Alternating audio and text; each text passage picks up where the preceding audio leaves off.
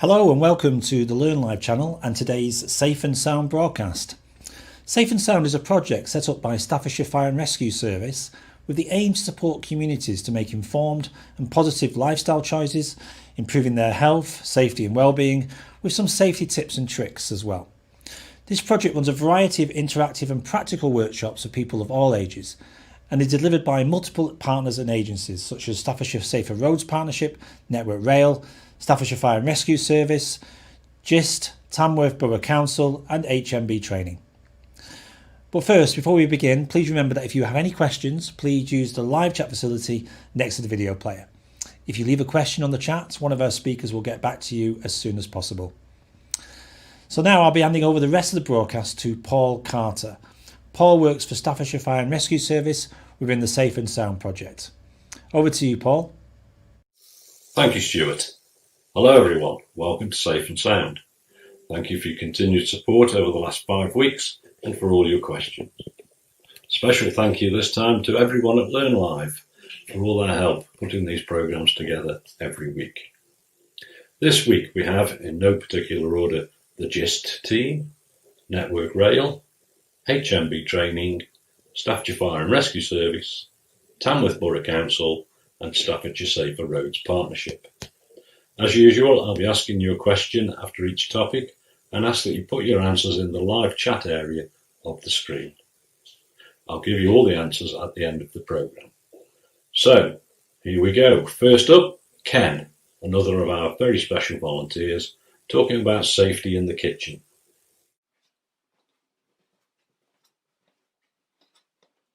Well, good morning. My name is Ken Tilley from Staffordshire Fire and Rescue Service, and I need to talk to you this morning about microwave safety. Great stuff for cooking your ready meals, but be careful.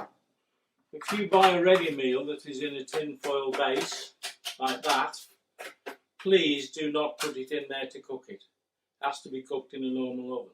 Right, not only that, if you left your coffee go cold, and you put it in this type of cup, there's a gold band down the edge and one round there. That will spark off just as much as that will, and it will ruin your microwave. In fact, it may cause it to malfunction and explode in some cases. Do not put them in there. Right, when you put your food in, put it into the centre of the plate on a microwavable plate or a plastic dish.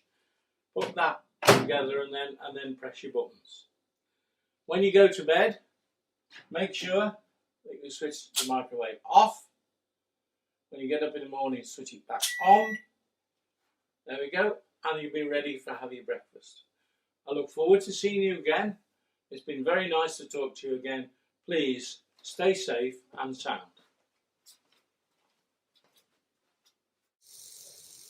Thank you, Ken. Ken's question is, what material should you never place in the microwave? Now it's over to Lisa from the Network Rail team to talk about safety on the railways. Hi, my name is Lisa and I'm a Community Safety Manager at Network Rail. And today I'd like to talk to you about railway safety, in particular the electricity that surrounds our railway. The electricity surrounding our railway is used to power our electric trains. Electric trains are much quicker, much more efficient and much better for the environment. The electricity that surrounds our railway is always switched on. That is really important to remember. Now, electricity is a hidden danger. You can't see electricity. So here you can see on the screen a picture of the railway. I'm going to give you a few moments now to look at this picture and have a think where you think the electricity runs around the railway.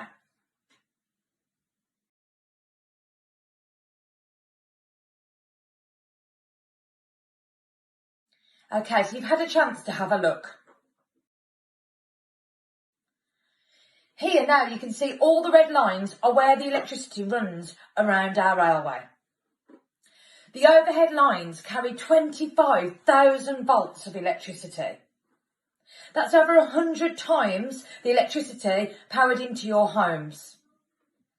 The electricity in a normal plug in home or school is just under 250 volts. This is 25,000.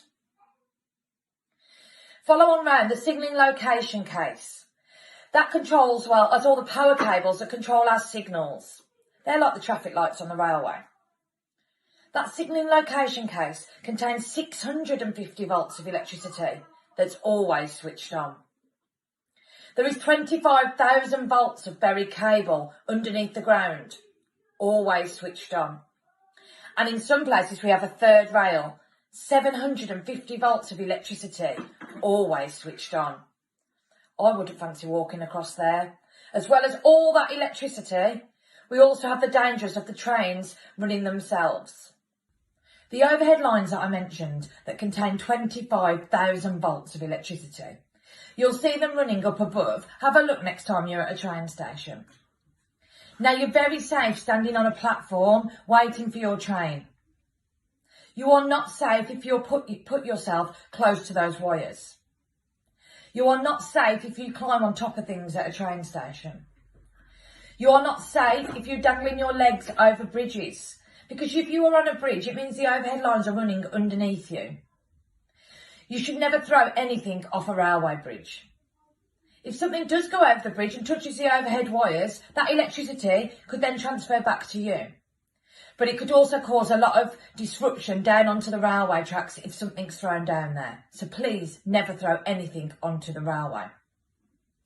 Now the 25,000 volts running through our overhead wires is so high that electricity can actually jump or arc up to 3 metres. That's kind of the length of a car.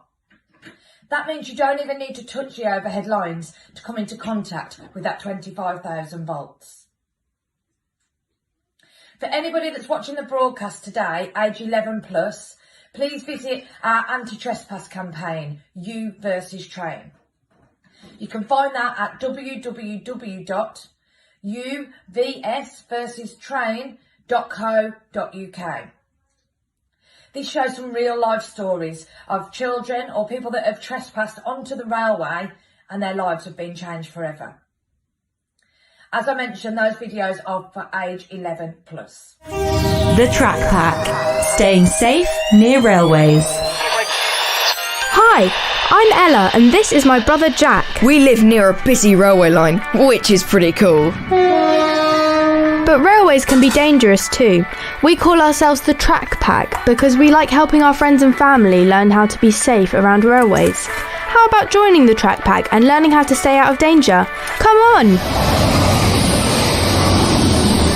Birthdays are brilliant. Presents, friends, cake, and sometimes a balloon or two. When it was Ella's birthday, Dad bought her some special helium balloons. While we know the rules about staying safe near railways, Ella accidentally put herself in danger in an unexpected way. I can't believe Mum and Dad are making me carry my balloons to the restaurant. So embarrassing. Nah, you love it. Your face when you saw them, so funny. I mean, a happy birthday one would have been enough, but a star-shaped one and this massive sparkly unicorn balloon. I mean, what were they thinking? Well, you like unicorns. Come on, let's hurry up. What if someone from school sees me? I'll die of the shame of it. Jack and I were walking ahead of Mum and Dad. Even though we were keen to get to lunch, and I wanted to get the balloons out of sight, we knew we should wait and give them a chance to catch up. Let's stop here on the bridge. Ella, move away! What? What's she saying? Why is she running? Mum doesn't do running. Move away from the bridge! Now! Better do what she says. All right, I'm moving. What's the problem? It's the balloons. You might be a safe distance from the overhead lines, but the balloons are blowing about a bit and I'm worried they might float over the edge. Oh my gosh, and electricity can jump. That's right, as much as 3 meters. And if you're holding the strings, guess where that electricity is going to end up? In me! Not good. That's 25,000 volts you don't need. And many, many times more electricity than we use at home. You could get seriously hurt. Balloons, kites, sticks, they don't mix well with overhead lines. It's okay, Mum. I get the message. I wasn't thinking about the railway at all. I know you guys know the rules, but danger can come from unexpected places. It's always better not to play with balloons and kites near railway lines, even if we think we're standing in a safe place. Come on, let's get going. I think I've had enough birthday surprises for one day. It's dangerous to carry balloons and fly kites near railway lines. The electricity in overhead wires is looking for a route to the ground, and the strings in your hand may be just the thing. The electricity can travel down the strings and through our bodies at extremely high temperatures, causing damage to our bodies. So it's always best to keep them at a safe distance. The Track Pack, staying safe near railways. Find out more and join the Track Pack at funkidslive.com/railways. Great to hear from Jack and Ella. Please remember when you're at a train station, it's really, really important you keep both yourself and anything that you're holding away from those overhead wires. There's lots of electricity surrounding the railway, like we spoke about earlier. But as long as you're standing behind the yellow line or where you're supposed to be on the platform and you're using the correct way to get over to the other side, you'll be nice and safe. So that's it from me today. Thank you. The electricity is always on, so never step on the train track. Thank you, Lisa. Lots of vital safety information there. The question is, how many volts of electricity run through the overhead wires? Now, over to Hannah to talk about road safety. Hi, I'm Hannah Boast from the Staffordshire Safer Roads Partnership, and today I will be explaining the Green Cross Code. The Green Cross Code is a set of rules you must follow when crossing the road safely. I'll give you a few tips to help keep yourself safe when you are making any journey as a pedestrian. During these current times, this might be when you are walking to and from the shop for food, doing your daily exercise outside of your home, or even walking your dog. If you are a younger child, you need to ensure you are holding hands with an adult during your journey, especially when crossing roads. Now watch our short video clips which show exactly how you should be following the Green Cross Code. When choosing a place to cross the road, it's safe to find a place away from parked cars so you have a clear view of the road and drivers can see you. However, we realise that some of you may have no choice but to cross near parked cars. You may live in a street where everyone has to park their cars on the road, for example. Part of this film shows you how to cross safely if you have no choice by taking your time, checking all around you and understanding where to stand to be seen and to see. Learning to cross the road safely using the Green Cross Code is best practiced with an adult first. Only when whoever looks after you is confident you can keep yourself safe should you cross on your own. What are the 3 things you need to do before you cross the road? It's very important to stay safe when walking in your area by roads and traffic. In this section, we will be learning how to cross roads and follow the Green Cross Code. The Green Cross Code is a set of rules to help you cross the road more safely. First, you need to find a safe place to cross. If there is a pedestrian crossing nearby, use it. If not, choose a place where you can see clearly in all directions and where there is space to reach the pavement on the other side. When you have found a place to cross with a good view all around, stop just before you get to the curb. Look all around for traffic. Start by looking to the right and carry on looking in all directions that traffic can come from. Listen while you are looking, because you can sometimes hear traffic before you see it. If any vehicles are coming, let them pass. Look and listen. Do not cross until there is a safe gap in the traffic and you are certain that there is time to cross. Remember, even if vehicles are a long way off, they may be moving very quickly. When it is safe, walk straight across the road. Do not run. Always choose the shortest way, straight across. Remember, while you are crossing, look all around and keep listening in case any vehicles appear suddenly. Watch out for motorbikes, which may travel fast, and for cycles, which you might not hear. Do not walk diagonally across the road. Always choose the shortest way, straight across.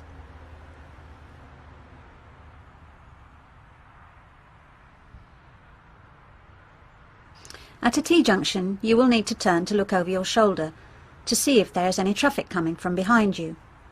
Have a good look all around, and when you feel it is safe to continue, do so. Remember, just like before, to keep looking and listening for traffic whilst crossing.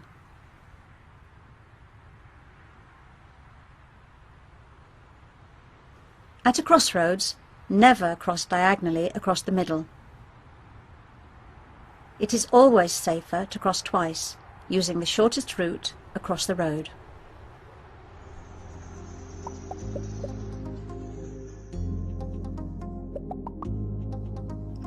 Remember to always follow the green cross code.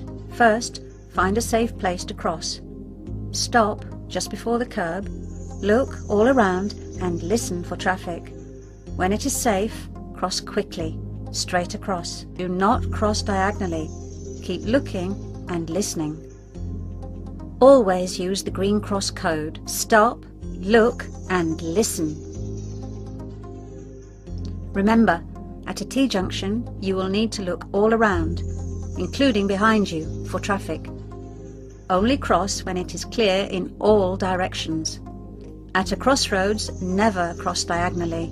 It is safer to cross twice.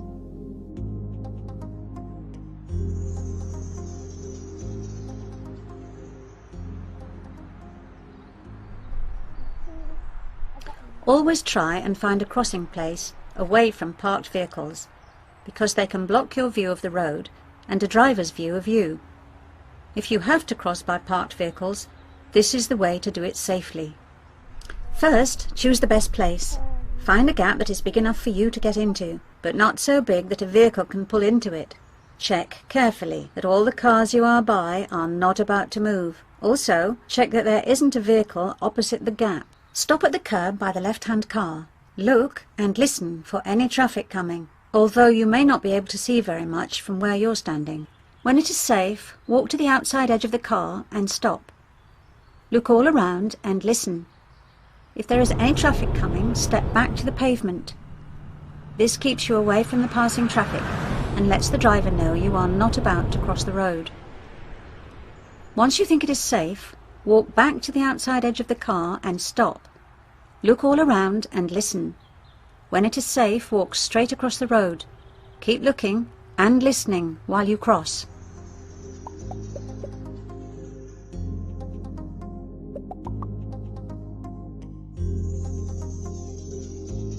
Remember, it's always safer to cross away from parked vehicles, but if you have to, follow these rules. Don't cross opposite parked vehicles and choose a safe gap. Make sure the cars are not about to move. Step out carefully and stop at the outside edge. Look and listen, and if any traffic is coming, move back. When the traffic has gone, step out to the outside edge again. Check again. And when it's safe, cross quickly, straight across. I hope you found that video clip useful. Currently, you are probably trying hard to ensure that you keep a 2-metre safe distance away from anyone who does not live in your household. But make sure when you do this, you do not put yourself in danger of the traffic on the road. If someone is coming towards you on the pavement, maybe a runner, a dog walker, or even a cyclist, you could step into a driveway for a few seconds while that person goes past you. If this is not possible, try to cross over at a safe crossing point before they are near you, and if you have time to do so. But never step into the road to avoid another pedestrian. This will be putting yourself in danger and could even cause an accident for any road users. And remember, whenever you do cross the road, make sure you stop, look and listen before you cross.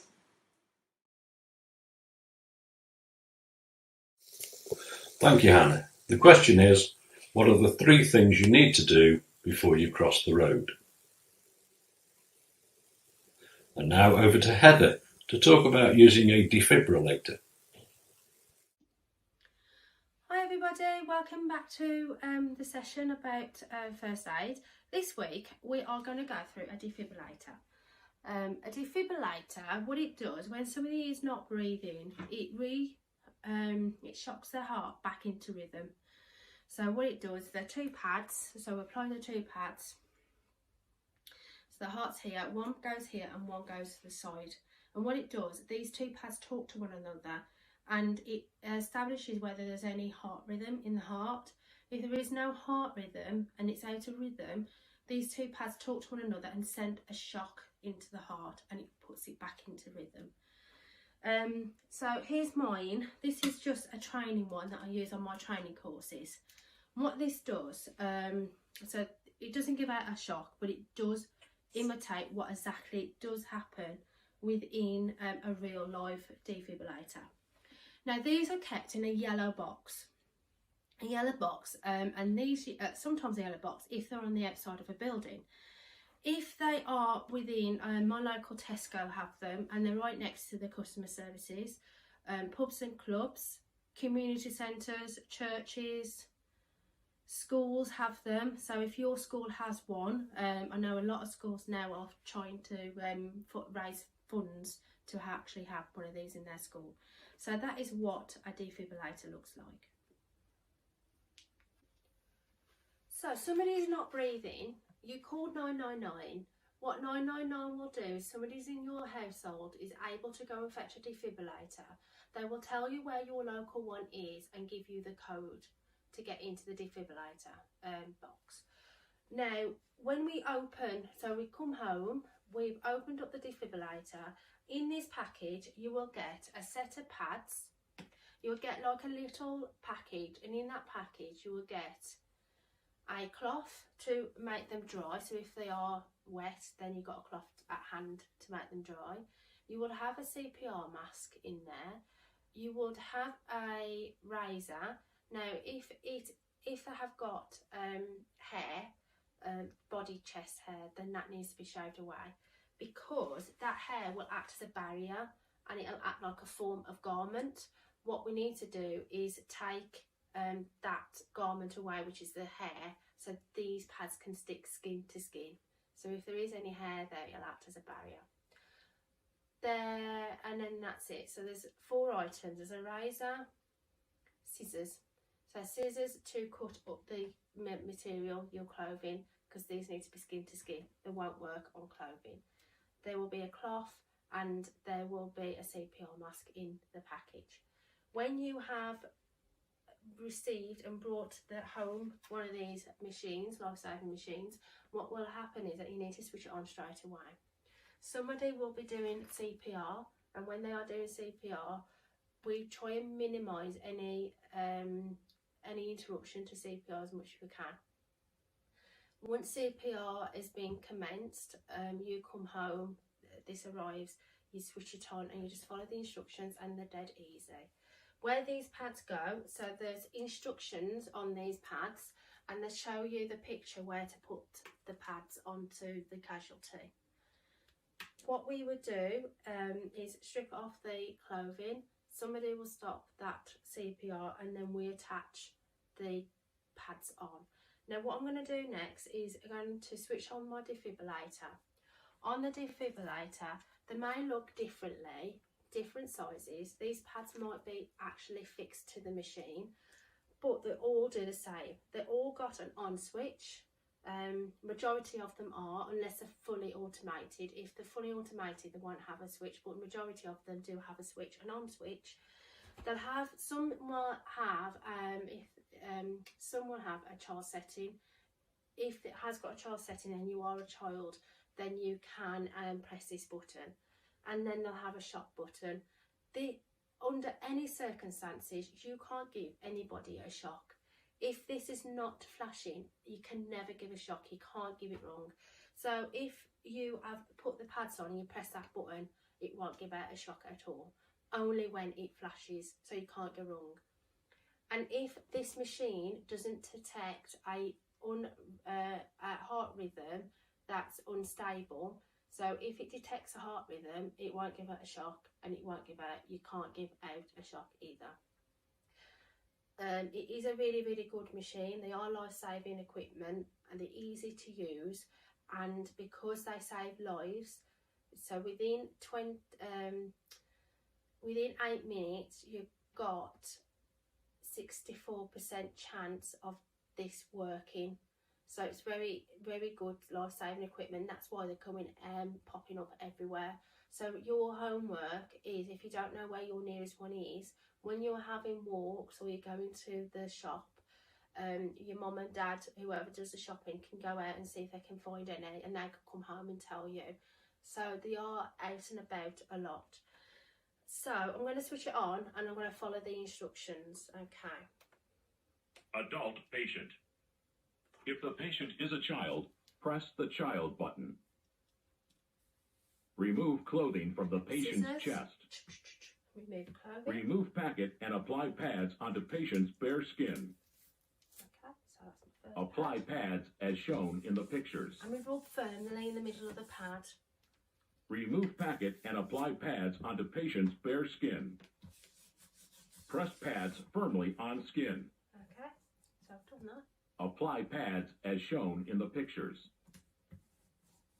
Apply pads as shown. Press pads firmly on skin.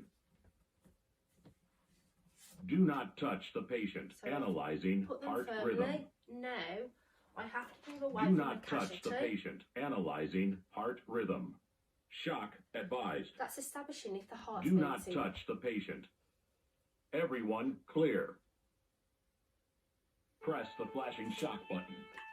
So now this is flashing. Press the shock This is button where now. the shock will be delivered. So you do not touch the Press casualty. You the stand shock clear, button now. and then that Shock is the shock. delivered. Begin CPR. So mine is clicking. When it clicks, it's telling me that's my compression. So 10. then I can do CPR in line to 20. the beats. And my defibrillator counts. And it might be that yours count too. 30. Give 2 And breaths. then I'll give my 2 breaths, head back and do my 2 breaths, and then I continue. The defibrillator, so I'm just going to pause it.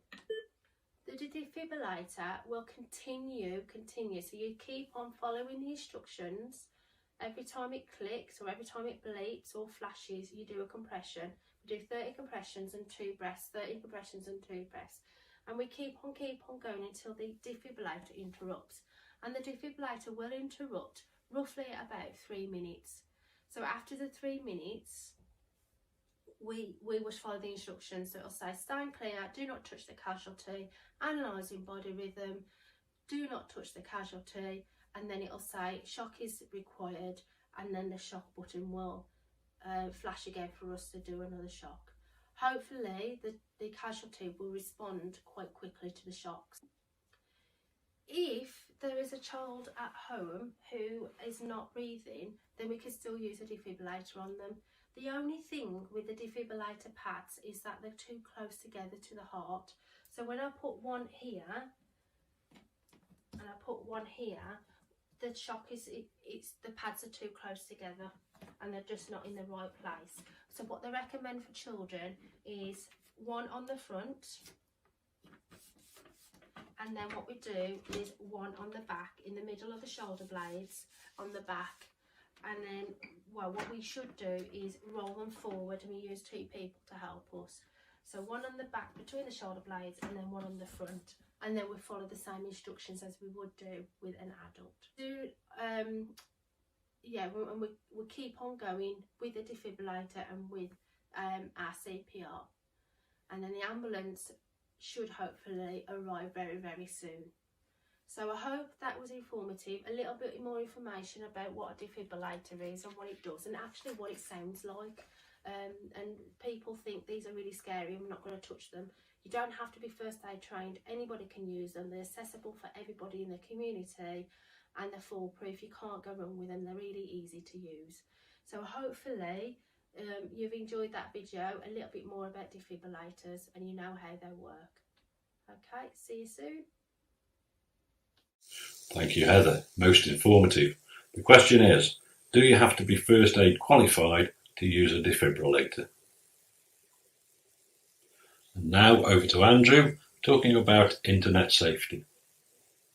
Good morning and welcome everyone. As you know, my name's Andrew Smith, Tamworth Borough Council, and today we're doing our 4th online safety session, and it's all about one of the most popular apps at the moment, which is Instagram. Now, Instagram's been going since 2010, so it's 10 years old now, and it's just getting more and more popular. And currently, we believe there's over 1 billion people that use it every single month, so it's a massively important and popular app. And what we're going to do today, we've got about 5 minutes again, is we're going to talk about some safety tips to do with Instagram. And there's 4 sections we're going to talk about. Okay, so we'll explain that shortly. So watch very carefully. There's some pictures as well that are going to be coming up, and hopefully you all may know some of this already, but if not, listen carefully and it'll help you stay nice and safe while using Instagram. So the first thing we're going to talk about today is actually about the age limit. Does anyone know how old you're meant to be to use Instagram? Let's have some ideas in the chat box now. Well, actually, you're meant to be 13, so that would mean that nobody in primary school should technically have an Instagram account. And what they do say on the Instagram site is if anyone under the age of 13 does have an account, they should be managed by your parents. Your parents, if you are using Instagram currently, your parents should have your login details. They should be able to see what you're doing and who you're interacting with. So just remember that. You are meant to be 13, so if you are using Instagram, I know there's lots of young people, a lot younger than that are, make sure that your parents are aware and they have got some access to your account so they can make sure you're keeping nice and safe. That's very, very important. Second thing we're going to talk about, very important one, very simple but very important, is privacy settings, okay? And on Instagram there's 2. You can basically, when you create a profile, you can set it to be a public profile or a private profile. And I'm hoping that all of you watching now, if you have got an account, okay, is that you've got it set to private. Okay, very simple. If you have a public profile, then anybody can access and look at what's in your account. So anybody from anywhere in the world, it doesn't matter who they are, what age they are, they can click on and start following you immediately and see the videos and the pictures that you might have posted. Okay, so what you want to do is set it to private, and there's a picture at the end of this that shows you where you can do that.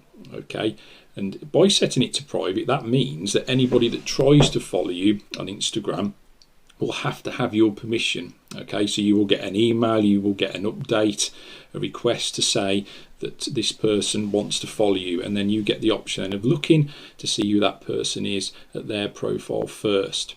Obviously, if it's somebody you know, a family member, a friend, someone at school that you know in real life in person, then that's okay if you want to. But often, and it happens to me, I've got an Instagram account, people try and follow me and I don't know who they are. So what I do is I just decline it and then delete it. Okay, so just please make sure that you set your Instagram account to private. Third thing is we need to talk about is about who you choose to follow on Instagram. So obviously, like we've discussed previous sessions, only follow people you know in real life, so your real friends, family, maybe work colleagues if you're an adult, or obviously schoolmates. But often, obviously, Instagram, and one of the things that's very appealing about it is people can follow real celebrity accounts, and that is fine. But how do you know that they're real? Does anybody know? Well, you know it's real because next to their username there's a blue tick, okay, and that means they've been verified and confirmed as the genuine, real, official accounts of that person.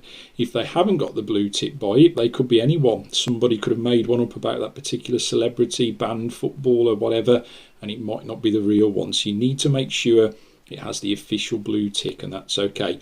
At the end of this clip, I'm going to give you a few examples. You'll see a picture of David Beckham, Boris Johnson and Jess Glynne's Instagram account, and they all have that blue tick on it.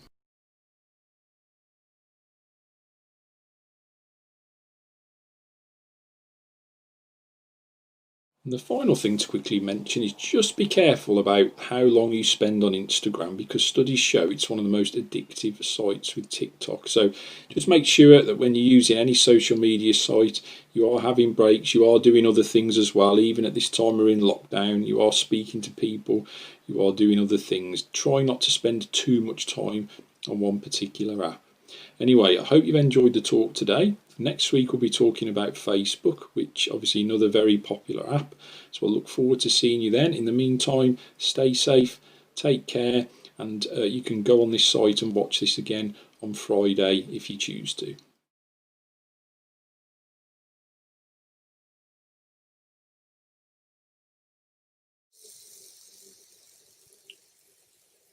Thank you very much, Andrew. The question is, what does the blue tick mean when it's next to a username? And finally, over to the GIST safety team to talk about cycling.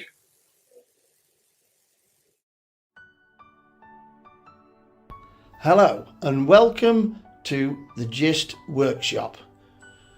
Over the next few weeks we are going to be talking about road safety and being safe around all types of vehicles, especially lorries. Hi, I'm John. Hi, I'm Tracy. Hi, I'm Paul. Hi, I'm Chloe. Hi, I'm Mervyn. Hi, I'm Ian. Hi, I'm Paul. Altogether, we make up the school's road safety team here at GIST at the Crewe depot.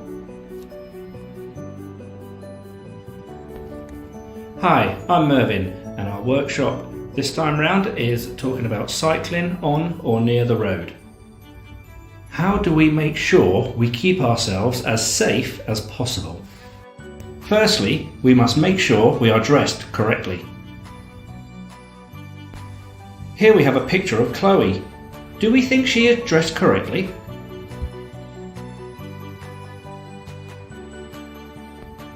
How about now?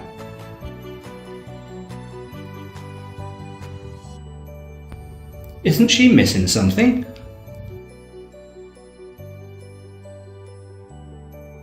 That's right, now Chloe is dressed correctly. Remember, always wear a helmet, always wear reflective clothing. Here we have 3 children in one of our GIST trailers. As you can see, the child on the left is only wearing black, and we can hardly see that child at all. The child in the middle only has a white t-shirt on, and we can see him a little bit better, but still not very well. Now the third child on the right is wearing a reflective high-vis vest, and we can see him very well. Remember, be safe, be seen. On a bike, remember, as well as wearing reflective clothing, you must always use your lights at night. The cyclist on the left has no lights and no reflective clothing. The cyclist on the right is wearing a reflective high-vis vest and has lights on. Can you see the difference? So now we are dressed correctly and made sure our lights work, we are now ready to ride our bike. Here we have some short films of Chloe riding her bike on the road. Do we think she is riding safely?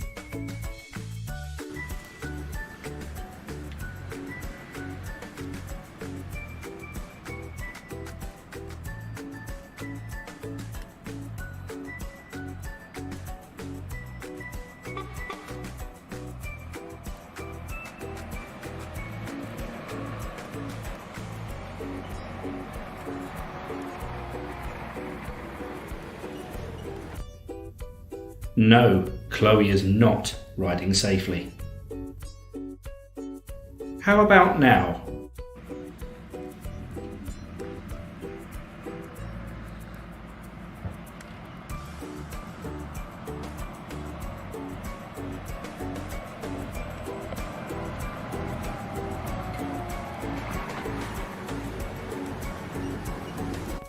Well done, Chloe. That is riding safely. Now, look at this. Here is what the driver can see when Chloe is riding badly.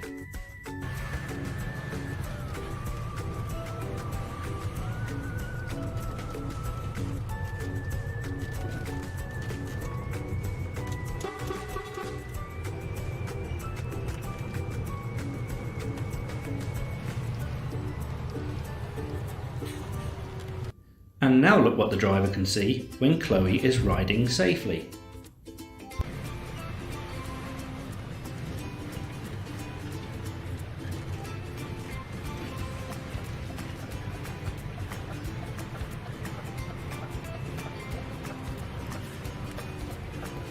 Remember to always be aware and pay attention. In 2018, 99 cyclists were killed on the roads in the UK. 4,106 cyclists were seriously injured. Remember, do not wear earphones or use your mobile phones when cycling. Be aware and pay attention. Keep yourself safe.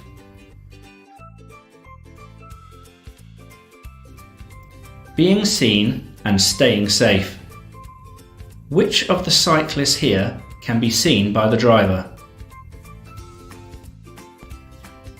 None of them. Even though they are wearing bright clothing and a helmet, they are in what's called the blind spot and the driver cannot see them. Here is Chloe riding her bike on the near side of the lorry.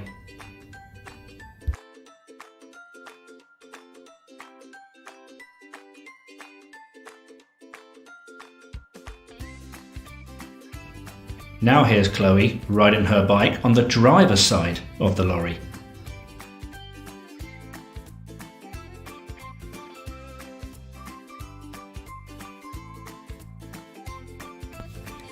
This is what the driver can see when Chloe is riding up the near side of his lorry.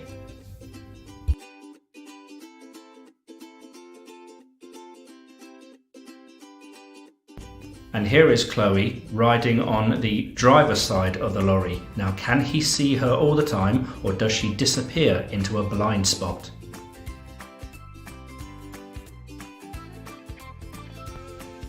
You can make yourself safer by asking your school about bikeability. Thank you for watching our short road safety film. Remember, always wear a helmet, always wear reflective clothing, be aware and pay attention, and always use your lights when it's dark. Next time, we will be talking about blind spots, and here is Chloe again in front of the lorry. The second photo is what the driver can see. So, from all the team, stay safe and sound.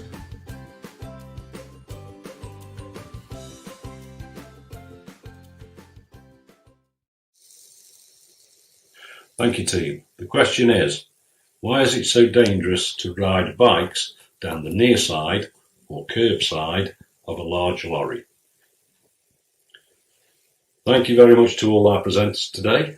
As promised, the answers to the questions are anything metal, tin foil, gold strip, or anything like that. 25,000 volts, which if anybody's heard me talking about this subject, they'll know it's enough to burn you to a crisp. Stop, look and listen. No, you don't have to be first aid trained to use the defibrillator. The tick means the account has been verified and is genuine. And because you're in the blind spot, the lorry driver cannot see you. More about blind spots from the team another day. So that's it. Thank you very much for watching, everyone. Stay safe and take care, and we'll see you next week. Thank you, Paul, for hosting this extremely important broadcast today. And like Paul said, there'll be more of these broadcasts coming up over the next few weeks, so please keep watching. I just want to say another thank you to all the speakers today from Staffordshire Safer Roads Partnership, Network Rail, Staffordshire Fire and Rescue, Staffordshire Wildlife, Tamborough Borough Council and HMB Training. The tips that you've given today are so valuable to know, so thank you. And as Paul said, if you have any questions for our speakers today, please leave them in the live chat facility next to the video player, where they'll get back to you as soon as possible. That's all from us today. See you next week as we have more speakers from Staffordshire Fire and Rescue partners and agencies. You won't want to miss it. Bye for now and stay safe.